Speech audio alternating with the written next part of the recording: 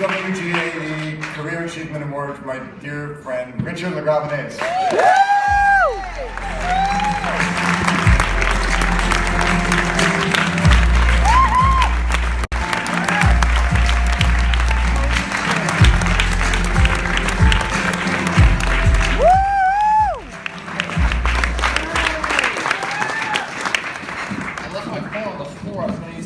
So I don't go too long. I'm slightly said it's going to beat me up if I mention it wrong.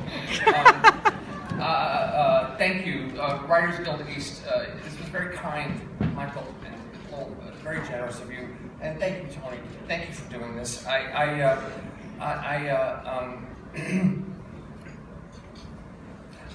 gotta be honest, I don't think I've done anything all that great to deserve an award. And I don't say that out of false humility. It's something I struggle with.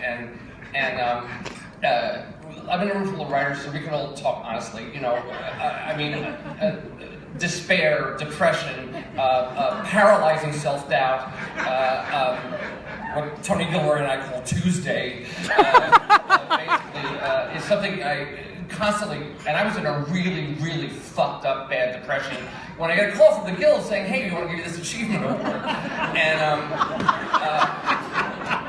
And I thought, okay, you know, irony, yeah, but let me just, take a break and see what this kind of means. And I thought about it, and I thought, I can use this as a ritual for myself in a way.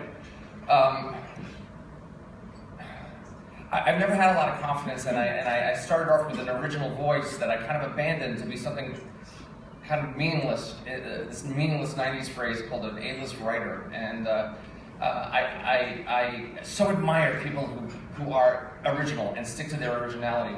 And I did it for a variety of personal reasons. I come from a background of being, you know, Brooklyn, Italian-American immigrant mentality. You know, you keep your head down, you don't get a lot of attention, and there is such a thing as better people. And because of my wife supporting us, I wrote this original screenplay out of nowhere, and suddenly got flown to Hollywood, and I met all these people who believed they were better people, and I got really fucked up. So best speech ever.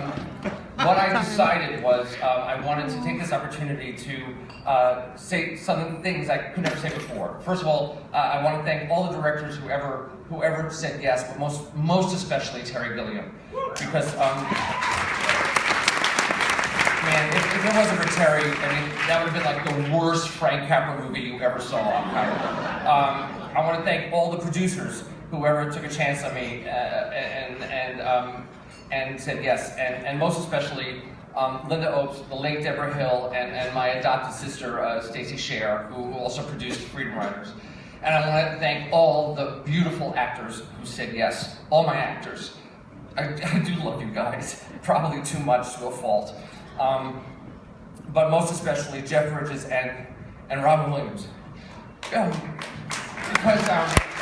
back then, when Robin Williams said yes to a movie, you know, your life changed, and he gave me a life, and I'll be indebted to them forever. So anyway, I wanted to use this as a ritual for myself.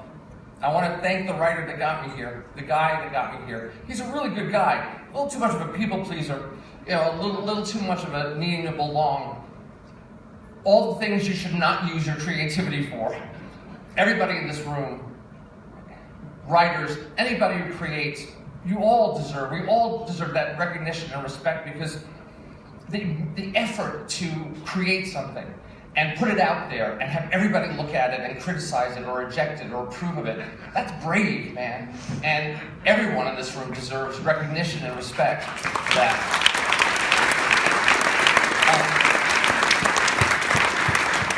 So I want to say thanks to that writer, and I want to say goodbye.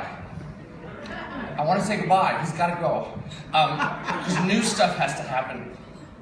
Creatively, you've got to keep reinventing. I want to reinvent this relationship to my imagination I have. And I don't even know if film is the right medium for me. I always feel I'm really quite short. I overwrite everything, you know. I mean, I'm just beginning to understand how to tell a story in image and word. It's some people have it just naturally in their DNA, and I'm just beginning to understand it. So I want to start fresh, and I want to be an amateur, and I want to keep listening and see where it all goes. I don't know if this new stuff will be of any interest to anybody, but I guess that's the point.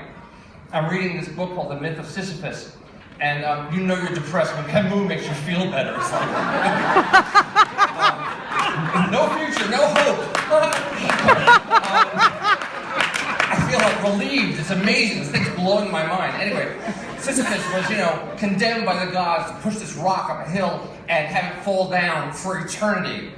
Writing.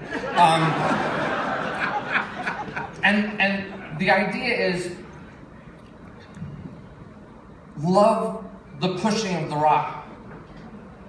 Love pushing the rock. Love the struggle. Love the creative. That's it. We have no control over fucking box office or what they want or they say or whatever it is. Love the pushing. Love the creating. That's what I want to do now. And see what happens.